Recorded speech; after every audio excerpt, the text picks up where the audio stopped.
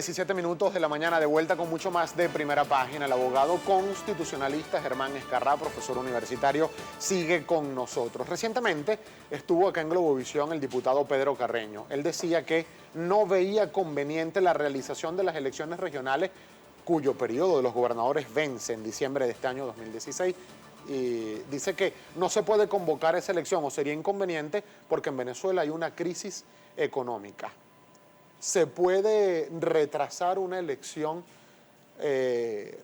cuyo mandato de los gobernadores fenece por periodo constitucional en una fecha determinada alegando razones económicas, profesor? Bueno, la verdad no sé el contexto del planteamiento que hizo Pedro Carreño, que es una persona inteligente y estudiosa. Además tiene posgrado en Derecho Constitucional de la UNED de Madrid.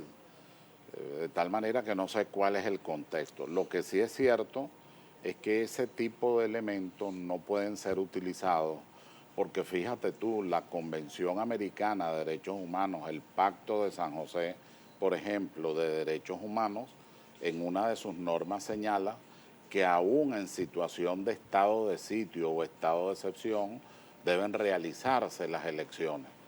Muchísimo menos si de lo que se trata es de una situación económica o de una situación social, porque al final, ¿qué es la elección? El ejercicio de la soberanía.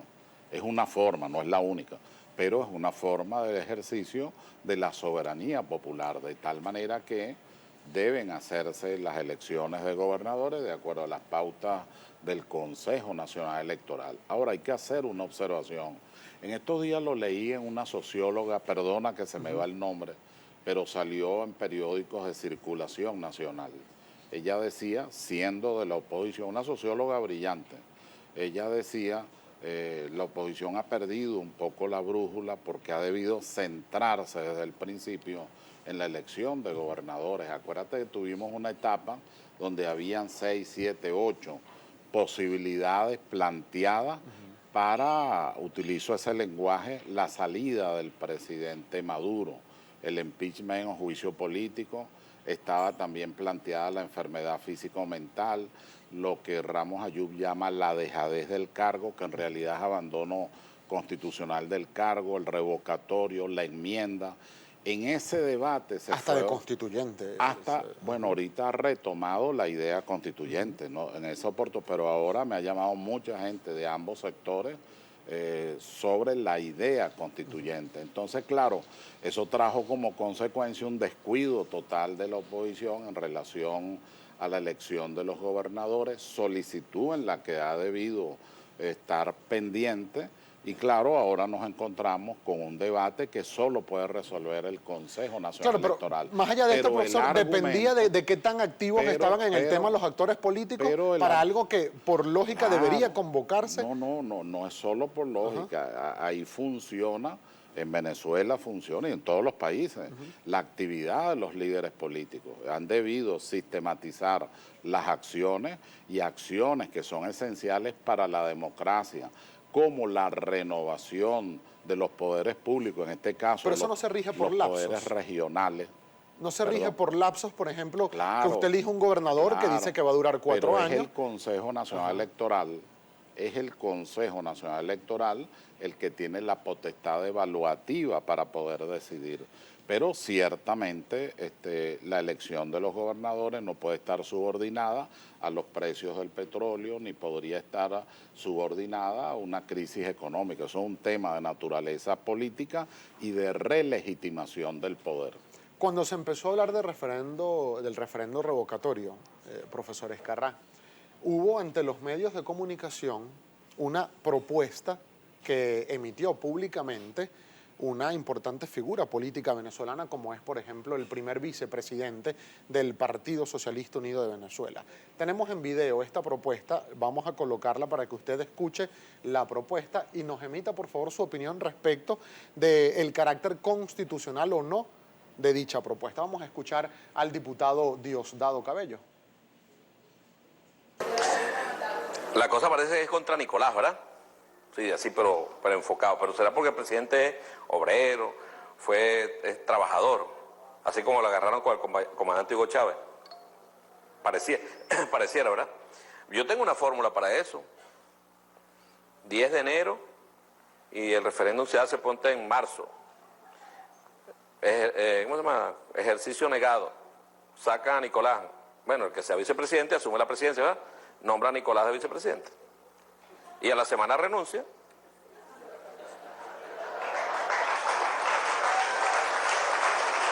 Todo dentro de la Constitución.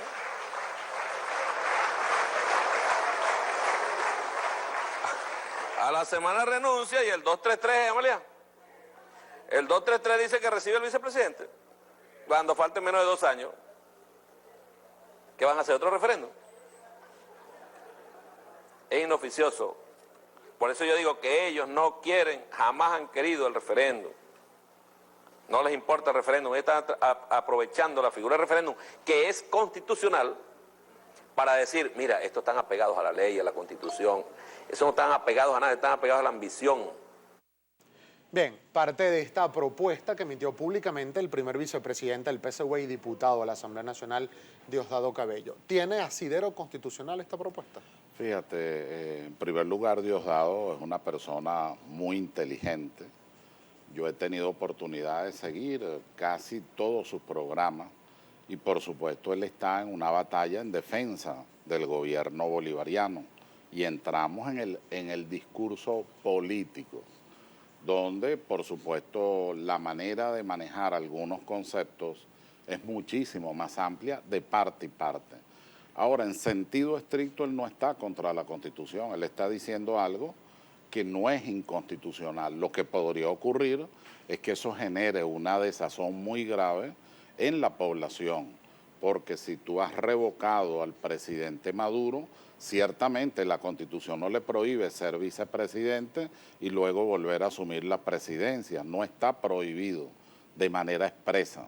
Incluso la norma tampoco prohíbe de manera expresa que el presidente revocado vaya a una campaña electoral de 30 días una vez que lo convoque el vicepresidente, si hubiera sido en el 2016. De tal manera que son normas, son principios generales, y esos principios generales y la propia letra de la norma le permiten organizar ese discurso, que yo lo veo más bien como un discurso político, entre otras cosas.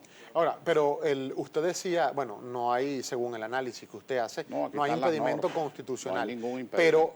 Pero ante, por ejemplo, el electorado y la opinión pública, eso en ese hipotético escenario... Eso es diferente, eso es totalmente diferente.